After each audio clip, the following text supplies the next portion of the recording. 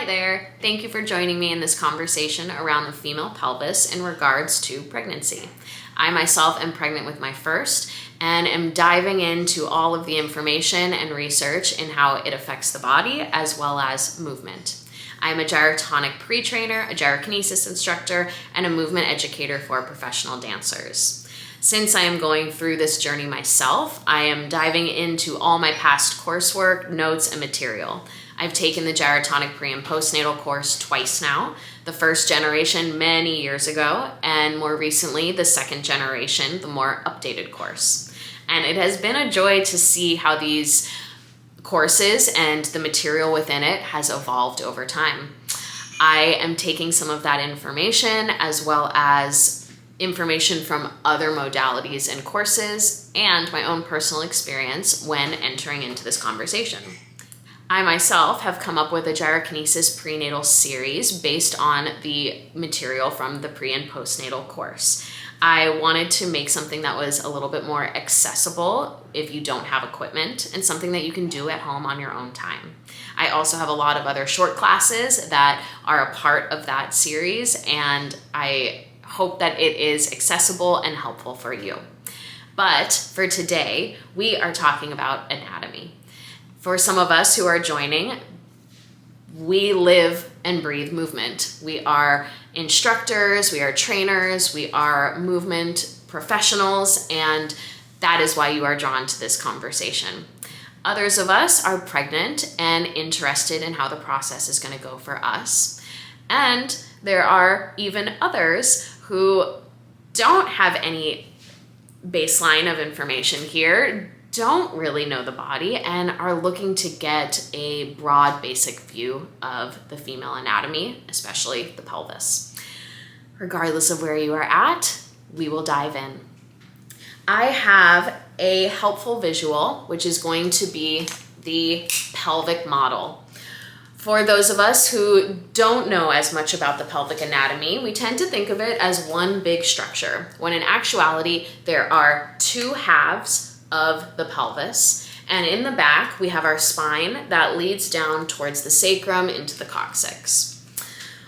Those are the bony structures. We then have cartilage and ligaments that help to support the pelvis in many aspects. In the front here, we have what's called our pubic bone.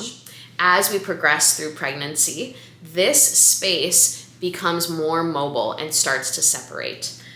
That can be quite uncomfortable for a lot of us, but the action of creating space is what's necessary to help baby engage into the pelvis.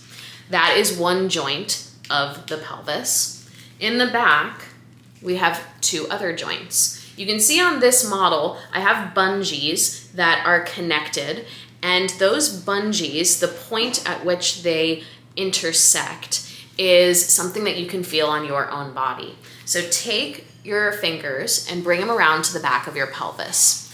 Feel for the dimples, those little indents on your lower back. And it's not really your lower back, it's your pelvis. When you find those dimples, press in. Really get a sense of it. Those are your sacroiliac joints. We call them the SI joints. And those allow for movement in the back of the pelvis. So you can see this is a very movable structure.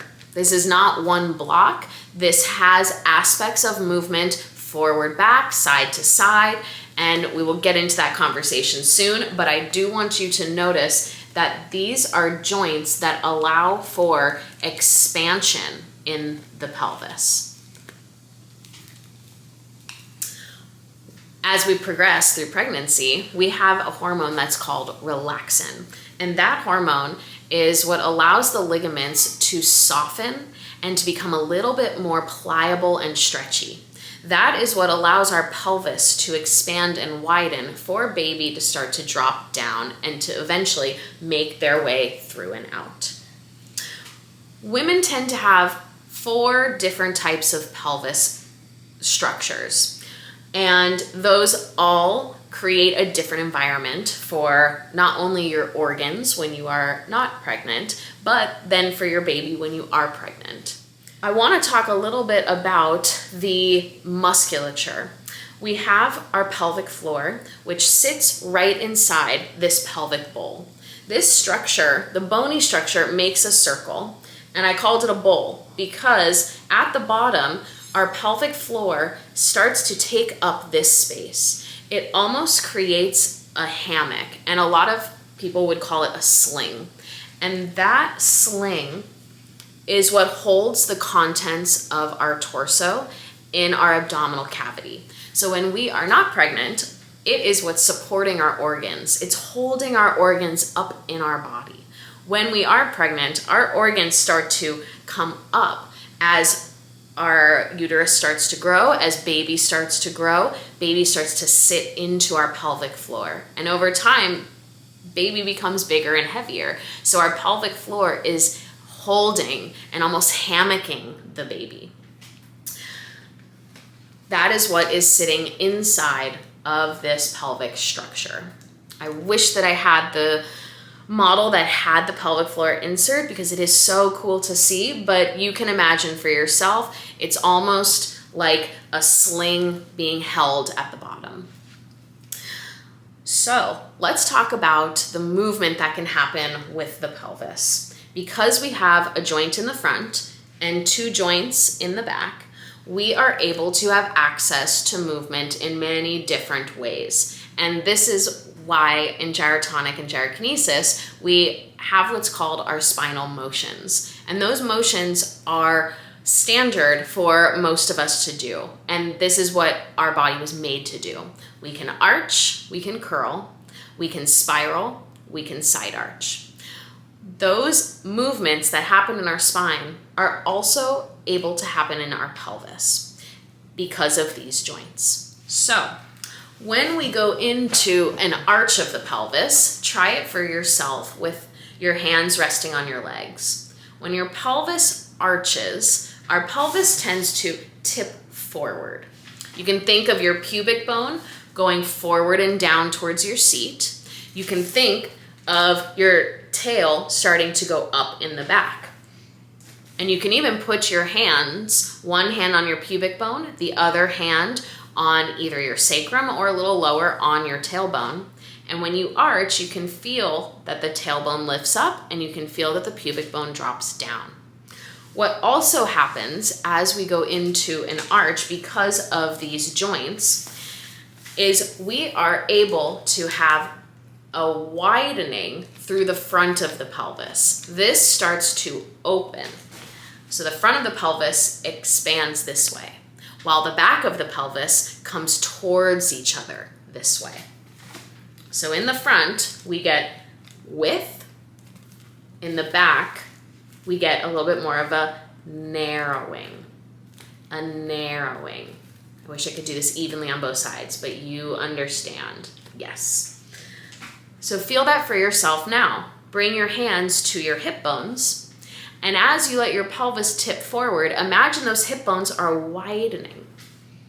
They're widening. Good. Now bring your thumbs towards the back of the pelvis on either side. I'm letting the back of my pelvis also sit into this angle of my hand. As I arch, start to bring your thumbs towards each other. Good. Do that again. If you go too much or you arch too much, you may feel discomfort. And that's because we're not talking about how to support ourselves in the arch. We're really just going into the basic bony movements here. But you can feel that the back of the pelvis starts to narrow as the front of the pelvis widens. So now let's talk about the opposite of that, the curl of the pelvis. When we curl our pelvis, we tend to rock backwards, meaning that we rock towards this angle. We rock back towards the tailbone, towards the coccyx, and our pubic bone now starts to go upward. As we curl, the pubic bone goes upward and we rock to the back of our pelvis. So let's now feel that. Bring your hands to your pubic bone. And as you curl back, feel how the pubic bone starts to lift upwards. Do that again. The pubic bone lifts upwards. Bring your hands, same way. towards the back of the pelvis. As you curl, feel that this can widen. You start to curl, you rock back on the pelvis. Do that again, you rock back on the pelvis. Now, when we rock back, we start to have more of the feeling of width through the back of the pelvis. These two bones start to move away from each other, which means that in the front of the pelvis, these two bones come towards each other. They come towards each other. So imagine that and feel for that. Bring your fingers to your pubic bone. As you curl, you'll feel that your lower abdominals naturally start to go backwards, and the pubic bone is coming towards itself. When we curl, bring your hands to the back of your pelvis, we tend to feel like it's opening our back body, and that's because it is, and the width of the pelvis is contributing to that. So start to widen the back of the pelvis, like it's wrapping around. Good. So the two joints in the back are creating space and width, where the joint in the front is starting to narrow. All right, so that's how an arch and a curl is possible in your pelvis. Now we're gonna talk about a spiral, and with a spiral, our legs come into play. So my structure has the tops of the legs. These are your femur bones. And because we're sitting, I'm gonna move the femur bones forward like they are seated as well. When we spiral our pelvis, that is possible, again, because of these joints. Otherwise, it's just a block moving. But because we have movement through the cartilage here at the pubic bone, and we have movement through the SI joints, we are able to let one half of the pelvis go forward as the other half of the pelvis shifts backwards. It can shift. And I'm bringing the legs into the conversation because I want you to imagine that also the movement that can happen in your hip socket helps to let one half of your pelvis start to move and allow the other half to move in the opposite direction. So now we're bringing in a whole nother joint, and this is a ball and socket joint. Your leg can move freely, similar to how your shoulder goes, or how your arm bone fits into your shoulder socket. They're different, but they both have this ball and socket aspect. So when we are spiraling, we are going to have one thigh bone pull into the hip socket to move that side of the pelvis backwards, and the other side goes forward, and vice versa. So let's try this for ourselves. Bring your hands onto your thighs. Now imagine that your right thigh bone is pulling into your hip socket. Pull it into your hip socket.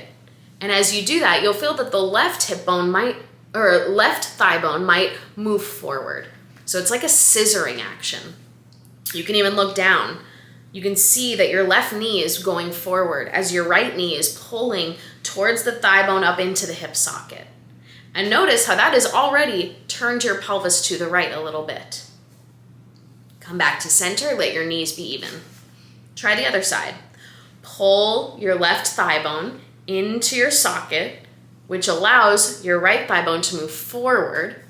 You can see your knees are now offset. And because of that, the pelvis has slightly turned towards the left.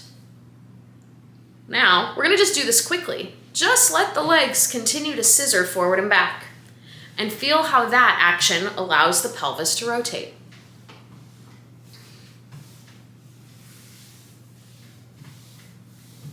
So this is a pretty easy action, but now we're gonna slow it down again and bring our mind's eye into our body. Feed your right thigh bone into the hip socket. Let that continue so that your pelvis continues to rotate. Now, bring your right thumb to the right dimple.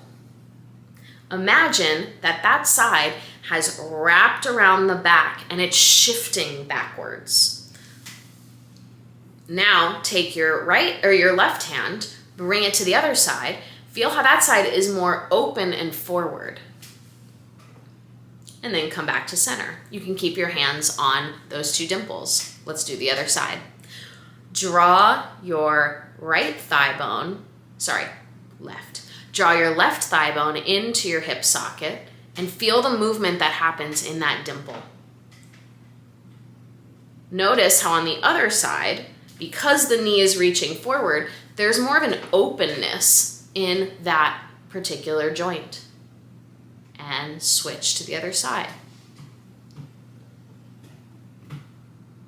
The legs do play a big role in the spiral.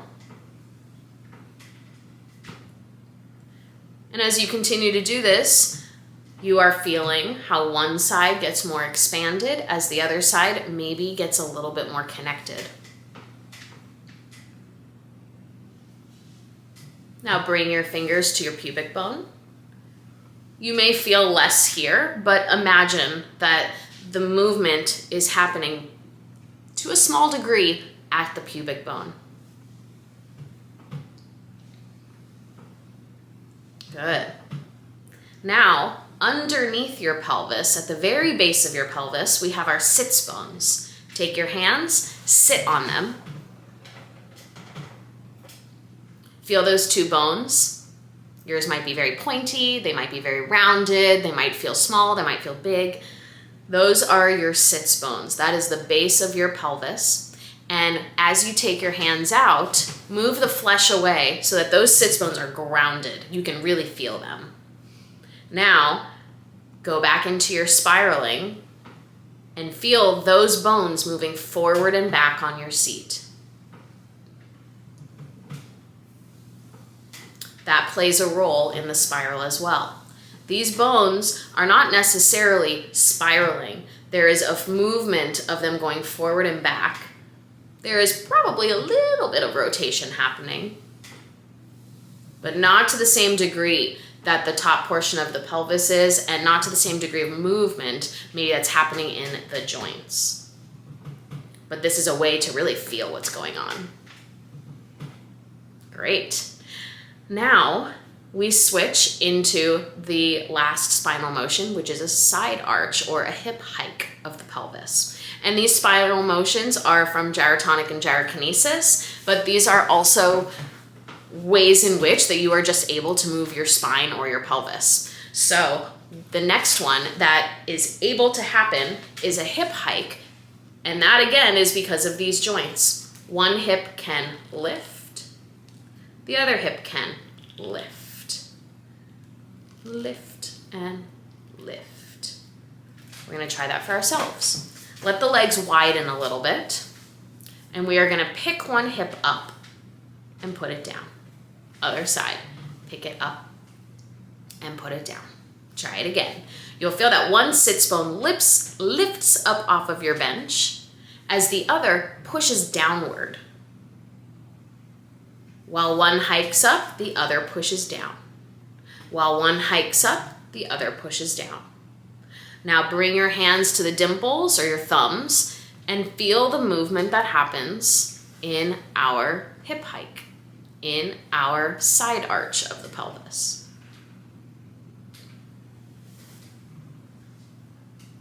And you can imagine what's happening at the pubic bone.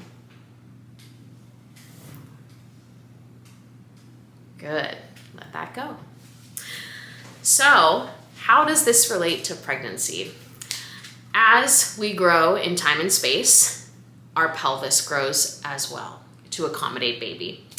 And when we start getting towards that third trimester, we are really looking for baby to start to drop down into the pelvis as opposed to being more hiked up. And the way to do that is through movement. So we have different stations in the pelvis that we hope to bring baby down into.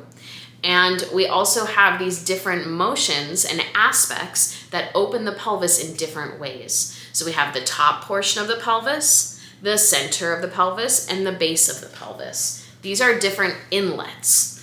And the different inlets cause baby to sit in you differently. So if the top portion of the pelvis is wide, notice how that is narrowing the base of the pelvis, narrowing where the pelvic floor is. And these sits bones right here narrow towards themselves. Now the opposite, As we narrow the top of the pelvis, the sits bones widen away from each other, allowing this circle, this base, to widen as well. But also notice how that happens from the top of the pelvis narrowing.